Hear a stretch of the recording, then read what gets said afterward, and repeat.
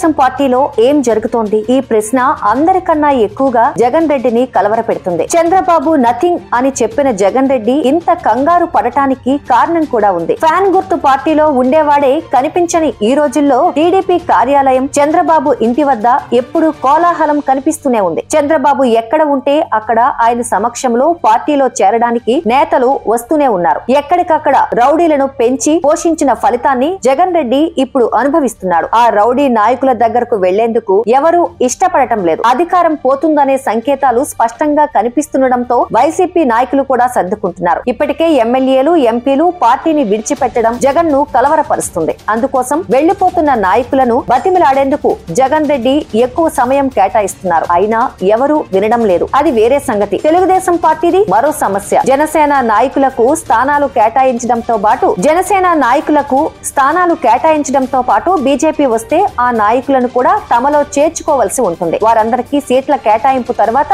ఆయా స్థానాలలోని తెలుగుదేశం పార్టీ వారికి ప్రత్యామ్నాయం చూపించాల్సి ఉంటుంది. ఇవన్నీ చేయడం చంద్రబాబు లాంటి నాయకుడికి పెద్ద కష్టం కాకపోయినా ఇంతకాలం పార్టీని నమ్ముకుని ఉన్న వారికి ఎలాంటి అన్యాయం జరగదనే భరోసా ఇవ్వడానికి ఆయన ఇప్పటి నుంచే ప్రయత్నాలు ప్రారంభించారు. చంద్రబాబు ఇస్తున్న ఈ గ్యారంటీ వైసీపీ నాయకులకు కూడా ఆశ్చర్యం కలిగిస్తుంది. జగన్ రెడ్డి ఎవరిని పిలవకుండా తానే నిర్ణయాలు తీసుకుంటుంటాడు. చంద్రబాబు అందరినీ పిలిచి మాట్లాడి సామరస్యపూర్వకంగా సమస్యను పరిష్కరిస్తుండటం వైసీపీ నాయకులు ఆసక్తిగా గమనిస్తున్నారు. ఇలాంటి నాయకుడి దగ్గర పనిచేస్తే గౌరవం ఉంటుందని కూడా వైసీపీ నాయకులు అనుకుంటున్నారు.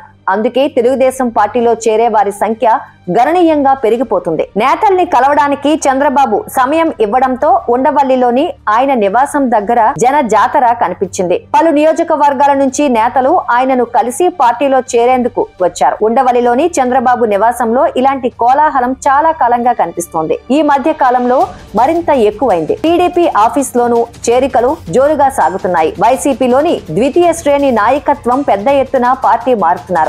బాలినేనికి అత్యంత సన్నిహితుడు అయిన అట్ల చిన వెంకట్రెడ్డి అనే పరుచూరు నేత కూడా టీడీపీలో చేరిపోయారు. కీలక నేతలకు అనుచరులుగా ఉండి ఏకగ్రీవంగా ఎన్నికైన జడ్పీటీసీలు కూడా టీడీపీలో చేరుతున్నారు. శ్రీకాళహస్తి నియోజకవర్గంలో 4 మండలాల్లో 3 మండలాలు జడ్పీటీసీలు టీడీపీలో చేరిపోయారు. కొన్ని 100 మంది వైసీపీ ద్వితీయ శ్రేణి నాయకత్వం టీడీపీ వైపు చూస్తోంది. నిజానికి చంద్రబాబు ఇంకా చేరికల మిషన్ ప్రారంభించలేదు. చాలా మంది పార్టీలో పని చేసుకోవడం ప్రారంభించారు. కానీ ఇంకా కండువాలు తప్పలేదు. ప్రస్తుతం పొత్తులు, సీట్ల సర్దుబాటులో చాలా బిజీగా ఉన్నారు. తర్వాత చేరికల కార్యక్రమాలను పెట్టుకోనున్నారు. టికెట్లు ఖరారు చేయకపోయినా చాలా మంది వైసీపీ ఎమ్మెల్యేలు టీడీపీలో చేరే అవకాశాలు కనిపిస్తున్నాయి. అసలైన చేరిక జాతర ముందు ఉంటుందని టీడీపీ వర్గాలు అంటున్నాయి. మరోవైపు వైసీపీ కార్యాలయం వద్ద ఎలాంటి సందడి ఉండటం లేదు.